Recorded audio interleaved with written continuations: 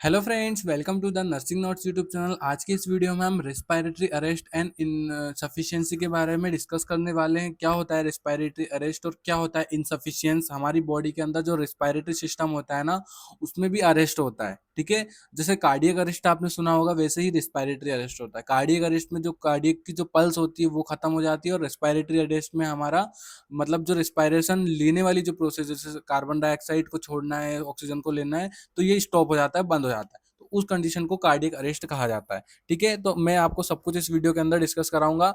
तो बिना किसी देरी के मैं आपको बता देता हूँ, जो मेडिकल सर्जिकल नर्सिंग फर्स्ट है, बीएससी नर्सिंग सेकेंड ईयर के अंदर, उसमें हम यूनिट थर्ड पढ़ रहे हैं। यूनिट थर्ड का नाम है प्रॉब्लम ऑफ रेस्पिरेटरी सिस्टम, और आज का हमारा टॉपिक है रेस्पिरेटरी अरेस्ट एंड सफिशियंसी। तो बिना किसी देरी के आगे बढ़ेंगे, और सबसे पहले हम पढ़ेंगे इंट्रोडक्शन दोनों का। ठीक है, तो रेस्पिरेटरी अरेस्ट अलग पढ़ेंगे और रेस्पिरेटरी इनसफिशिएंसी अलग पढ़ेंगे। तो respiratory arrest is the complete cessation of breathing. ठीक है, सीजेशन मतलब ये होता है कंप्लीटली खत्म हो जाना, मतलब बंद हो जाना। ठीक है, सीजेशन का मतलब। तो रेस्पिरेटरी अरेस्ट क्या है? कंप्लीटली सीजेशन ऑफ ब्रीथिंग है, मतलब ब्रीथिंग कंप्लीटली बंद हो जाती है, वहां पे ब्रीथ मतलब सांस ले ही नहीं पाते, तो उस कंडीशन को रेस्पिरेटरी अरेस्ट कहा जाता है। Which lead to the absence of oxygen supply. ठीक है, किसके अब्सेंस में होता है? ये ऑक्सीजन सप्लाई के। अगर ऑक्सीजन हमारी बॉडी में नहीं जा रही है, तो उस कंडीशन में cardiac arrest, sorry, respiratory arrest हो जाता है। तो उस कंडीशन को हाइपोक्सिया कहा जाता है। हमारी बॉडी के अंदर ऑक्सीजन सप्लाई नहीं हो गया, तो उस कंडीशन को हाइपोक्सिया कहा जाता है, and can result in the brain damage. ठीक है, इसका रिजल्ट क्या आता है? हमारा जो ब्रेन होता है वो डैमेज हो जाता है, क्योंकि वहां पे ऑक्सीजन की सप्लाई बंद हो जाती है। और डेथ, ठीक है, डेथ भी हो जाती है इस कंडीशन में, इफ नॉट ट्रीटेड इमीडिएटली। अगर आप इमीडिएटली ट्रीटमेंट नहीं लेते हो उस कंडीशन में, तो आपकी तुरंत डेथ हो जाती है। तो उस कंडीशन को रेस्पिरेटरी अरेस्ट कहा जाता है। Then respiratory insufficiency. ठीक है, इनसफिशियंसी मतलब फेलियर। रेस्पिरेटरी फेल कैसे होता है, रेस्पिरेटरी इनसफिशियंसी कैसे होता है? तो it is the inability of the respiratory system to maintain adequate gas exchange. ठीक है, रेस्पिरेटरी इंसफिशियंसी में क्या हो जाता है? हमारा जो गैस एक्सचेंज वाली जो प्रोसेस है, उसमें इनेबिलिटी हो जाती है, मतलब अच्छे से वर्क नहीं कर पाती, फेल हो जाती है। Example, failure in oxygenation, carbon dioxide elimination और बोथ। ठीक है, फेल हो जाता है, क्या फेल हो जाता है? जो कार्बन डाइऑक्साइड एलिमिनेट करना है और जो ऑक्सीजन जो लेना है, उस कंडीशन में हम नहीं ले पाते, दोनों नहीं ले पाते, ना कार्बन डाइऑक्साइड छोड़ पाते हैं, ना ऑक्सीजन ले पाते हैं। ठीक है, तो उस कंडीशन को रेस्पिरेटरी इनसफिशिएंसी कहा जाता है। देन ये किसके कारण कॉज होता है? चलिए पढ़ते हैं इटियोलॉजी एंड कॉजेज। तो रेस्पिरेटरी अरेस्ट किसके कारण? एयरवे ऑब्स्ट्रक्शन के कारण होता है कॉज, जिसको कुकिंग और फॉरेन बॉडी, हमारी बॉडी हमारी जो लंग्स होता है उसके अंदर इंटर कर जाती है, तो उस कंडीशन में हमें रेस्पिरेटरी अरेस्ट देखने को मिलता है। सीवियर अस्थमा और सीओपीडी एक्सरबेशन। ठीक है, सीवियर अस्थमा अगर है या सीओपीडी है, क्रोनिक ऑब्स्ट्रक्टिव पल्मोनरी डिसीज, तो उस कंडीशन में हमें रेस्पिरेटरी अरेस्ट देखने को मिलता है। ड्रग ओवरडोज के कारण, स्पेशली ओपोइड अगर आप ज्यादा खा रहे हो, तो उस कंडीशन में भी देखने को मिलता है। हेड इंजरी और ब्रेन स्ट्रीम स्ट्रोक, ठीक है, तो उस कंडीशन में भी रेस्पिरेटरी अरेस्ट देखने को मिल सकता है। न्यूरोलॉजिकल, सॉरी, न्यूरोमस्कुलर डिसीज, जैसे मलास्निया ग्रेविस और गुइलिन बेरी सिंड्रोम, अगर ये है तो उस कंडीशन में भी रेस्पिरेटरी अरेस्ट देखने को मिल सकता है, ये कॉज हो सकता है। कार्डियक अरेस्ट, अगर सेकेंडरी कार्डियक अरेस्ट आया है, तो हमें रेस्पिरेटरी अरेस्ट भी देखने को मिल सकता है। अब रेस्पिरेटरी इनसफिशियंसी मतलब, देखो, रेस्पिरेटरी इनसफिशियंसी का मतलब हमारे सफिशियंट अमाउंट में हमें ऑक्सीजन नहीं मिल पा रही है, ना ही कार्बन डाइऑक्साइड छूट पा रही है, तो उस कंडीशन को रेस्पिरेटरी इनसफिशियंसी कहा जाता है। तो सीओपीडी जैसे क्रोनिक ऑब्स्ट्रक्टिव पल्मोनरी डिसीज अगर पेशेंट को है, तो उस कंडीशन में भी हमें देखने को मिल सकता है insufficiency. Acute respiratory distress syndrome, ARDS, देखने को इस कंडीशन में भी देखने को मिल सकता है। निमोनिया वाले, अगर निमोनिया है किसी पेशेंट को, तो उसमें भी हो सकता है। पल्मोनरी एडिमा है, अगर एडिमा मतलब हमारे पल्मोनरी जो रहता है, उसमें क्या हो जाता है? एडिमा मतलब फ्लूइड जमा हो जाता है, तो उस कंडीशन में भी हमें सांस लेने में प्रॉब्लम होती है, तो रेस्पिरेटरी इनसफिशियंसी हो सकती है। चेस्ट ट्रॉमा हो सकता है, न्यूरोमस्कुलर डिसऑर्डर के कारण भी हो सकता है। स्पाइनल कॉर्ड इंजरी अगर हुई है, तो उसमें भी इनसफिशियंसी देखने को मिल सकता है। लास्ट है ओबेसिटी हाइपोवेंटिलेशन सिंड्रोम, इस कंडीशन में भी देखने को मिल सकता है। देन हमारा है पैथोफिजियोलॉजी, कैसे होता है रेस्पिरेटरी अरेस्ट और रेस्पिरेटरी इनसफिशियंसी। तो रेस्पिरेटरी अरेस्ट कब होता है? जब हमारे डिक्रीज हो जाती है रेस्पिरेटरी ड्राइव और ब्लॉकेज एयरवे। ठीक है, एयरवे ब्लॉक हो जाती है हमारी रेस्पिरेटरी वाली, और जिसके कारण क्या हो जाती है? Decrease respiratory drives. ठीक है, डिक्रीज हो जाती है, जिसके कारण फिर सेकंड है डिक्रीज एल्वोलर वेंटिलेशन, ठीक है, वेंटिलेशन जो होती है एल्वोलाई वाला एल्वोलर वाला तो वो डिक्रीज हो जाता है, जिसके कारण क्या कार्बन डाइऑक्साइड ना तो छोड़ पाएगा ना CO2 ले पाएगा, ठीक है, मतलब CO2 बाहर ना तो निकाल पाएगा और ऑक्सीजन ले पाएगा, तो डिक्रीज ऑक्सीजन हो जाती है और कार्बन डाइऑक्साइड हमारी बॉडी के अंदर इंक्रीज हो जाती है।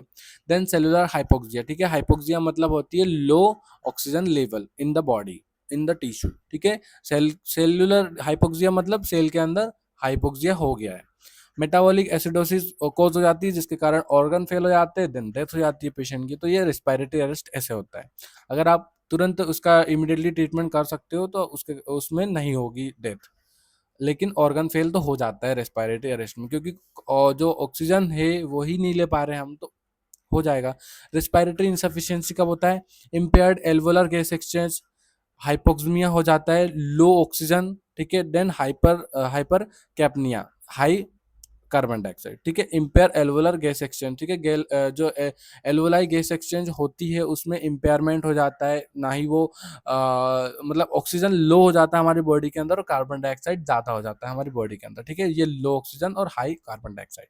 टाइप 1 हाइपेक्समिक रिस्पायरेटरी फेल हो सकता है, ठीक है, जैसे PaO2, O2 मतलब ऑक्सीजन, ऑक्सीजन का लेवल नॉर्मल से कम हो जाएगा या लो हो जाएगा और कार्बन डाइऑक्साइड बढ़ जाएगा बॉडी के अंदर। Type 2 hypercapnia respiratory sorry capnic respiratory fail, जिसमें कार्बन डाइऑक्साइड बढ़ जाता है और ऑक्सीजन कम हो जाता है, तो रेस्पिरेटरी इंसफिशियंसी का पैथोफिजियोलॉजी ये रहा।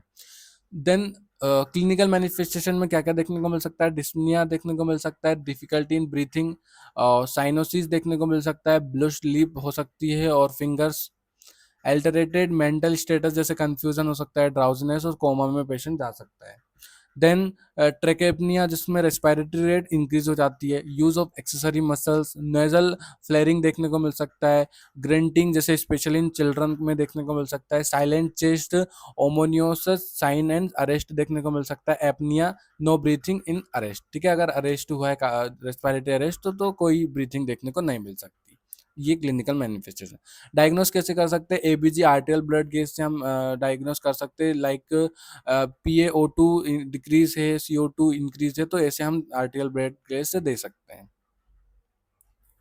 पल्स ऑक्सीमीटरी, जैसे अगर 90% से कम है अगर ऑक्सीजन बॉडी के अंदर तो हम देख सकते हैं इस। चेस्ट एक्सरे, इन्फेक्शन तो नहीं है, एडिमा तो नहीं है, ट्रॉमा तो नहीं है, हम डायग्नोस कर सकते हैं। CT स्कैन और MRI से भी जैसे कोई हेड इंजरी तो नहीं हुई है, न्यूरोकॉसिस तो नहीं हुआ है। स्पायरोमीटर मेट्री और PFTS जैसे क्रोनिक लंग कंडीशन तो नहीं है उस पेशेंट को। ECG और ब्लड गेस करेंगे, ECG मतलब इलेक्ट्रोकार्डियोग्राम करेंगे पेशेंट का, और ब्लड टेस्ट जैसे CBC हो गया, इलेक्ट्रोलाइट्स हो गया, ये सारी चीजें ऐसे डायग्नोस कर सकता है। ट्रीटमेंट के अंदर मेडिकल मैनेजमेंट के अंदर ऑक्सीजन थेरेपी देंगे, नेजल कैनुला, मार्क्स और BIPAP और CPAP, ठीक है, इससे दे सकते हैं ऑक्सीजन थेरेपी। ब्रोंकियो डायलेटर देंगे अगर उसको ब्रोंकियल डायलेट करना है तो, लाइक सल्बेटामोल हो गया। कॉर्टिकोस्टेरॉइड देंगे मेडिकल मैनेजमेंट के अंदर, मेथाल प्रेडिनोसोलोन। एंटीबायोटिक्स देंगे अगर इन्फेक्शन है तो, डायरेटिक देंगे अगर पल्मोनरी एडिमा है तो, सेडेशन रिवर्सल देंगे अगर सेडेशन रिवर्सल जैसे एग्जांपल हो गया नेलोक्सोन फॉर ओपोइड ओवरडोज, अगर ओपोइड ओवरडोज ले लिया उस पेशेंट को, अगर ज़्यादा ओपोइड हो गई है बॉडी के अंदर तो उसका मारने के लिए हम नेलोक्सोन देंगे। वेंटिलेटर सपोर्ट देंगे नॉन इन्वेंसिव और इन्वेंसिव, ठीक है। सर्जिकल मैनेजमेंट के अंदर ट्रेकोस्टोमी करेंगे, tracheostomy for long term airway support के लिए। थोरेक्टोमी इन केसेस ऑफ ट्रोमा, ठीक है, ट्रोमा अगर है पेशेंट को तो थोरेक्टोमी कर सकते हैं, चेस्ट ट्यूब डालते हैं पेशेंट को। Emergency cricothyrotomy in severe obstruction, ठीक है, लास्ट वाला हमारा ये है पॉइंट। देन ट्रीटमेंट के अंदर dietary management, high protein high calorie diet देंगे अगर उसको क्रोनिक इलनेस है तो। Small frequent meal to avoid fatigue and during eating, ठीक है, स्मॉल मतलब छोटे छोटे अमाउंट में उसको खाना खिलाएंगे ताकि वो फटीग ना हो, उस पेशेंट को थकावट ना लगे खाते time. Restrict fluid if pulmonary oedema, अगर पल्मोनरी एडिमा है तो फ्लूइड उसको कम देंगे। Soft diet for patient with neuromuscular issues, ठीक है, सॉफ्ट डाइट देंगे पेशेंट अगर न्यूरोमस्कुलर इश्यूज है तो। Enteral feeding if on ventilator emergency measure, अगर इमरजेंसी है, रेस्पिरेटरी अरेस्ट हो गया है पेशेंट को, तो कॉल इमरजेंसी कोड या एम्बुलेंस, ठीक है, एम्बुलेंस को कोड फोन लगाना है तुरंत आपको। Then open airway, head, tilt, chin, lift, jaw, thrust, ठीक है, ओपन एयरवे, एयरवे ओपन करवाना है अगर उसको एयरवे काम बंद हो गई है तो, ठीक है, जैसे मुंह बंद हो गया है, नाक बंद हो गई, उस कंडीशन में।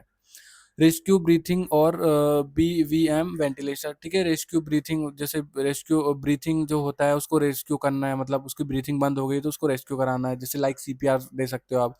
एडमिनिस्टर ऑक्सीजन, ऑक्सीजन को देना है पेशेंट को, अगर ऑक्सीजन नहीं ले पा रहा है पेशेंट फिर भी उसको, जैसे सीपीआर में क्या करते हैं, 30 बार पुश करते हैं और 2 बार ऑक्सीजन देते हैं मुंह से, ठीक है, ऐसे देना है आपको। स्टार्ट सीपीआर, नो पल्स, अगर पल्स नहीं है तो आप सीपीआर दे सकते हैं। एंडोट्रेकियल इंट्यूबेशन और थ्रेक्टोस्टोमी, ये इमरजेंसी के अंदर आ जाता है। नर्सिंग मैनेजमेंट के अंदर असिस्मेंट, मॉनिटर रेस्पिरेटरी रेट दे सकते हैं, रिदम एंड डेप्थ, ये असिस्मेंट कर सकते हैं। Check SpO2 and ABG value regulator, ठीक है, ये एसपीओ2 चेक कर सकते हैं हम, ऑक्सीजन कितने लेवल का है, कितनी लेवल है ऑक्सीजन की। Look for sign of cyanosis और रेस्टलेसनेस, ठीक है, ये सारी चीजें असिस्मेंट करना। नर्सिंग इंटरवेंशन के अंदर maintain airway potency, suctioning of needed, अगर उसको नीड है तो सक्शनिंग दे सकते हो आप, पेशेंट को मेंटेन करके चलना है। मेंटेन ऑक्सीजन एज प्रिस्क्राइब, अगर प्रिस्क्राइब है, पेशेंट डॉक्टर ने बोला है पेशेंट को ऑक्सीजन देना है तो ऑक्सीजन दे दो आप। पोजीशन पेशेंट इन सेमीफाउलर और फाउलर, ठीक है, ताकि वो उसको अच्छी सी ब्रीथिंग हो सके सेमीफाउलर और फाउलर पोजीशन देने पे। Provide humidifier air and loosen secretion. Monitor response to medication, ठीक है, मेडिकेशन का क्या रिस्पॉन्स आ रहा है, कोई साइड इफेक्ट नहीं है, या पेशेंट ठीक हो रहा है कि नहीं हो रहा है, ये सारी चीज़ें मॉनिटर करते रहना है। Assist in mechanical ventilation, intubation, provide emotional support and patient family, ठीक है, अगर पेशेंट और फैमिली दोनों को इमोशनल सपोर्ट प्रोवाइड करना है आपको। प्रिवेंट कॉम्प्लिकेशन, प्रेशर अल्सर तो नहीं हो रहा पेशेंट को, वीएपी और डीवीटी तो नहीं हो रहा, तो ये सारी चीज़ें प्रिवेंट कराना है। देन हमारा आता है हेल्थ एजुकेशन। हेल्थ एजुकेशन में teach breathing exercise, breathing exercise लेने के लिए पेशेंट को बोलेंगे। इंपॉर्टेंस ऑफ फॉलो अप, ठीक है, फॉलो अप के लिए पेशेंट को बोलेंगे। Life style modification to prevent future injury, अगर लाइफ स्टाइल मॉडिफिकेशन करवाएंगे पेशेंट का, अगर वो फ्यूचर इंजरी नहीं चाहते हैं तो, ठीक है, life style modification like smoking के लिए अवॉइड करवाएंगे, ठीक है, कोई पॉपुलेशन, जैसे पॉपुलेशन ज़्यादा है या कोई पोल्यूशन ज़्यादा है तो उस पेशेंट को वहाँ पे भेजना नहीं है, ये सारी चीज़ें नर्सिंग मैनेजमेंट के अंदर आती है। थैंक यू गाइस, अगर आपको हमारी वीडियो अच्छी लगी है तो वीडियो को लाइक करके चैनल को सब्सक्राइब जरूर करें और बेल आइकन जरूर दबाएं, ताकि जो हमारी लेटेस्ट वीडियो आने वाली वीडियो है वो आपको तुरंत मिले, और शेयर करना ना भूलें। Thank you.